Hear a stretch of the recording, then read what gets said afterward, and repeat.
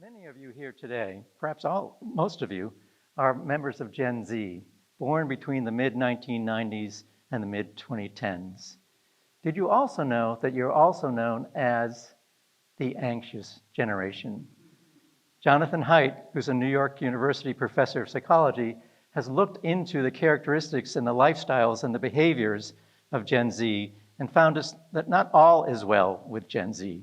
There are certainly some characteristics of Gen Z that are very positive. For example, members of Gen Z are less likely to take on the kinds of risks that end them up in the emergency room. That's a good thing. They're also less likely to drink at this point in their life, and they're also less likely to have sex at this point in their life. There are, however, challenges, amongst which are things like they're more likely to have allergies. They're more likely to be sleep deprived, although maybe every college generation is more likely to be sleep deprived. And they're also more likely to have psychological disorders. That's a problem.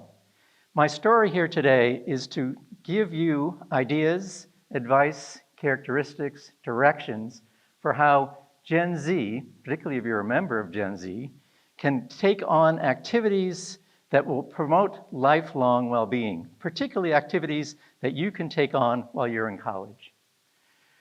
One of the things I should start by asking is, why did you come to college at all? Perhaps to start a great career or find a great career. Perhaps to make friends, to join a club, that's a good thing. Perhaps to find the partner of your dreams, also a great thing. But there's more to, or there can be more to a college experience, and that is more than just getting a good GPA, more than just graduating on time, but in fact, finding a path to lifelong well-being. Wouldn't that be amazing? As part of your college experience, you graduate with this sense that life is going in a good direction, that you can achieve a lifetime of well-being. Let me tell you more about that. First of all, let me say a little bit about the difference between happiness and well-being. Happiness is more about what happens in the moment, that joy at a sunset, perhaps the contentment of a great meal, those things that are happening to you on a moment-by-moment basis, perhaps the things that you're seeing on your cell phone, in social media. That's not the same as well-being. Well-being is something really more about the quality of life, the kinds of experiences that you have, and the obstacles. A life of well-being is not one that is obstacle-free. It's one that, in fact, you've seen the obstacles, overcome the obstacles, felt satisfied about overcoming the obstacles, and made progress towards the goals in your life. That is a lifetime of well-being. So, what are these characteristics of this thing called well-being? Well, it turns out there's a lot of data, and I'm going to refer to a fair amount of data in my talk, that describes what well-being is and the characteristics and the actions that you as students and we, perhaps as educators, can take to make more likely create an opportunity for lifetime well-being, lifelong well-being. So what are the elements of well-being? As defined by the Gallup organization, there are really 5. One is social well-being. Do you have love in your life? Do you have someone that cares about you? Community well-being. Are you connected to those around you? An incredibly important part of life. Do you have financial well-being? Do you have the resources to make sure that you have enough food? Can you get health care if you need it? Do you have physical well-being? Do you have the energy to get up out of bed every day and approach the things that you want to achieve with vigor and energy? And do you have purpose? And that's perhaps the most important one. When you get out of bed in the morning, what are you trying to do with your life? Are you headed in a particular direction that's rewarding to you and perhaps also rewarding to those around you? So how does this connect to the college experience? Well, it turns out that Gallup has also done extensive research into the characteristics and the actions and behaviors and experiences that students have while they are students that alumni report 5, 10, 20, 40 years into the future as having contributed significantly and correlated significantly to a lifetime of well-being. These characteristics are really come down to 2 categories. One is that faculty cared about me as a person, and I had the opportunity to apply what I was learning in the classroom, outside of the classroom. Seems pretty simple, right? Well, as it turns out, Gallup delved much more deeply into those kind of experiences and developed what they call the Big Six questions. 3 about someone caring about me as a person, and 3 about experiential learning and applying what's learned in the classroom to things outside of the classroom. They have to do with finding a mentor, with being inspired, by having an internship, by being involved in extracurricular activities. If you can answer strongly or very strongly to these questions, it's very likely, based on the statistics of Gallup, that you will achieve a sense of lifelong well-being 5, 10, 20, 40 years into the future, after graduation. As it turns out, the number of people, the number of alumni who are reporting strong or very strong responses to those first 3 questions about somebody cared about me as a person is only 14%. 14% of over 100,000 alumni who were surveyed starting in 2015. Okay, well, how about the second 3 questions? Only 6% of alumni could report that they had the kind of experiences, those experiential learning opportunities that would really contribute to their well-being. And perhaps most disappointingly, only 3% of alumni could report that they had all 6 experiences. Gallup found that these 6 questions were very tightly correlated to a lifetime of well-being, but across many, many students, many, many alumni, they weren't actually having those experiences in a way that they could respond strongly to the questions. Okay, so what else can we learn from this data? Well, it turns out that actually, even if you can't respond strongly to all 6 questions, it helps if you can respond strongly to a few. 0 is less good than 6, 1 is better than 0, 2 is better than 1, and in fact, it's a pretty linear relationship. This data, gathered by Gallup, shows that as you can respond strongly or very strongly to each of those 6 questions, the likelihood of you responding that you were prepared for life goes up significantly, from less than 5% for 0 strong or very strong responses to almost 85% for 6 strong or very strong responses. Okay, so you're prepared. What does that mean about well-being? Well, it turns out Gallup, which is in the business of measuring well-being, also found that for those who answered all 6 questions strongly or very strongly, those alumni were twice as likely to report that they had achieved a lifetime of well-being, 100% more likely to achieve well-being. That's pretty amazing. That's incredible. Shouldn't that be the goal of every college and university? To improve the lifelong well-being of its students so that then later on in their lives they can say that their college experience made a difference?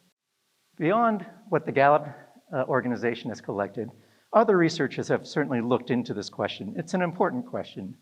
Howard Gardner, for example, and Wendy Fishman at Harvard University have done extensive studies, not just based on collecting statistical data like Gallup, but in fact going to college campuses and talking directly with students, asking them the things that make a difference in their lives.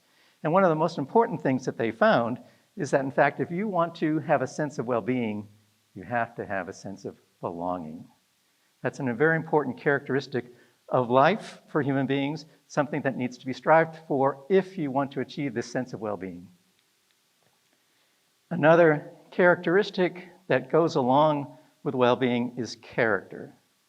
Richard Miller, who is the founding president of Olin College of Engineering, recently, actually as recently as last week, in Learning Well magazine, had an article which talked about the attitudes and beliefs that are necessary to promote well-being, and it found that, in fact, character was an important one. And in particular, not just for individuals, but for society. Individual well-being is important, but what we really want to achieve, what we collectively want to achieve, is in fact a lifetime of well-being for society. How can we do that? Character is a key element.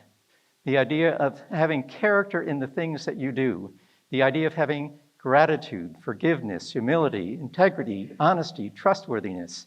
If you can develop those characteristics within yourself, you're more likely to have a lifetime of well-being for yourself and society is more likely to benefit itself from its well-being. Tying these various characteristics and experiences together is something talked about in a book called Connections Are Everything. It really boils down to relationships.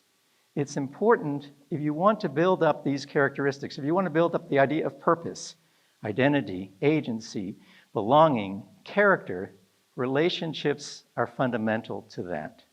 This book talks about how students in particular can apply the experiences they have while they're students, look for opportunities while they're students to build those relationships that will set them on a path to lifelong well-being.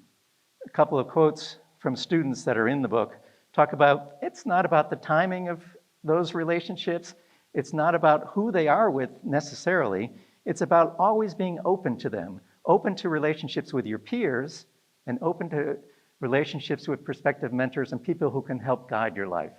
Always be looking for those opportunities.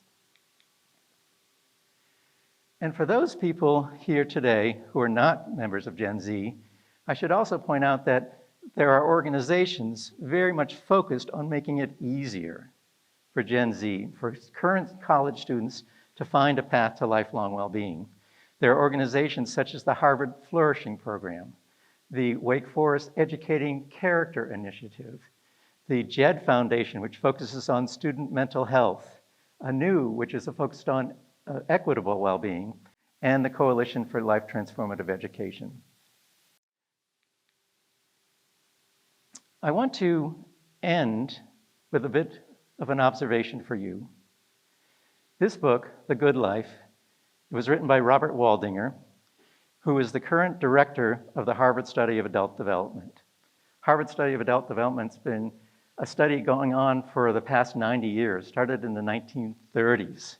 And this study, the longest longitudinal study of its kind ever undertaken, has looked at individuals from the 1930s, their spouses, their siblings, their children, their grandchildren, and followed their lives and really asked them what contributed in the greatest way to a good life, a life of healthiness, of health, happiness, well-being, and the things that are most important to feeling satisfied later on in your life. And it wasn't career, it wasn't fame, it wasn't money.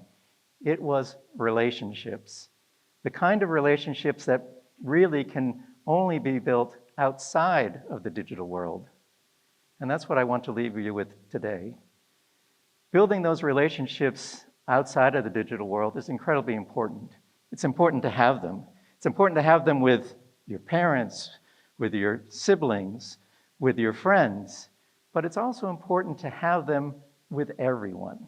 So if you're getting a cup of coffee or you're meeting someone on the sidewalk, engaging with them, saying hello to them, having a conversation with them, that's building a relationship. In fact, by coming here today, getting out of the digital world, being part of this physical world, these physical presentations, and being together here in this auditorium has set you further on the path to achieving a lifetime of well-being. Thank you.